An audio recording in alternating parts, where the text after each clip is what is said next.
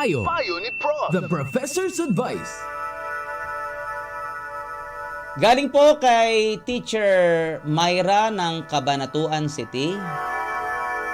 Dear Prof. Willie, ano po bang masasabi ninyo sa isang colleague na balat sibuyas at hindi marunong tumanggap ng isang constructive criticism na patungkol sa isang gampani na nangangailangan ng sanay epektibong pagtupad sa kanyang tungkulin?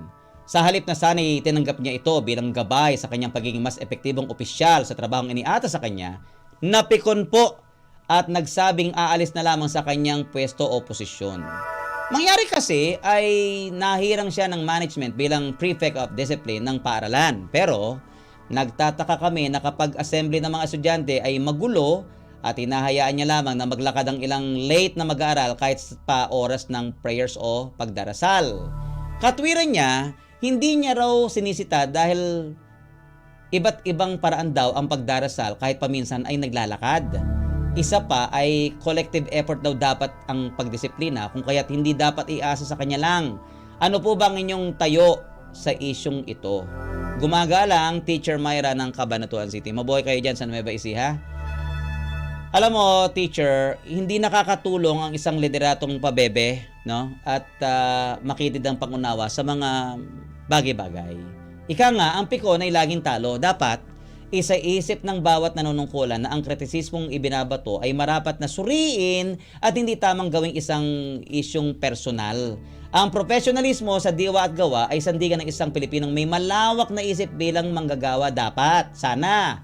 Ang sabi nga, embrace both compliments and criticisms. It takes sun and rain to make the flowers grow. If you feel you don't fit for a job, hindi mo na sana tinanggap noong una pa man in the first place yung trabaho na yun. Right from the very start, wala na dapat ganun na tinanggihan mo na dapat. Isa pa, kapag nananalangin at nagdarasal tayo, sinasabihan ng lahat to bow our heads and have an attitude of prayer. Diba?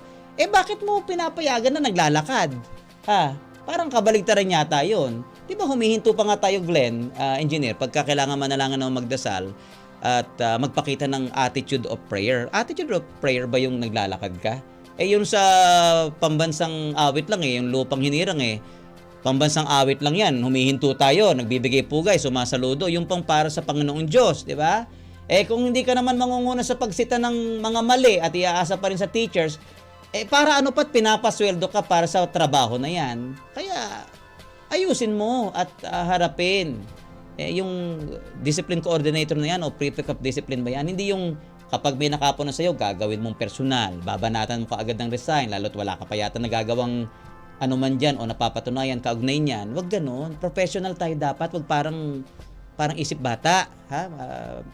Balat sibuyas. Ano ka, prefect of discipline ka, dapat matibay ka dyan. Ang dami mong didisiplinahin dyan, yung mga pasaway. Diba? So, good luck. At kapag ganung merong pumupuna sa'yo, huwag kang pag-iinitan mo yung pumupuna sa'yo. I-check mo din, ha? Ako nga ganito, galing engineer. Paano ba, may puna sa'yo. Kaya tingin mo yan ay akay ng malasakit o parang medyo may karga, tinitingnan ko rin, ba't kaya niya nasabi yun? Kasi ka-vibes ko, kasundo ko o hindi, i-check mo pa rin, ba't niya kaya nasabi yun? Ba't ako nabutasan doon? Para maiayos mo. Hindi yung lahat ng lakas mo, ibubuhos mo dun sa babalikan mo yung nakapuna sa'yo, babanatan mo ng resign. Anong klase kang teacher niyan? Sa halip na harapin mo ang problema, tinatalikuran mo, inaabandona mo, makakasanayan mo yan. Pagbutihin at maging maayos dapat next time. Maraming salamat po sa mga nakatuwang natin today mula sa IT, Engineering Department at Creative Team respectively, lalo na sina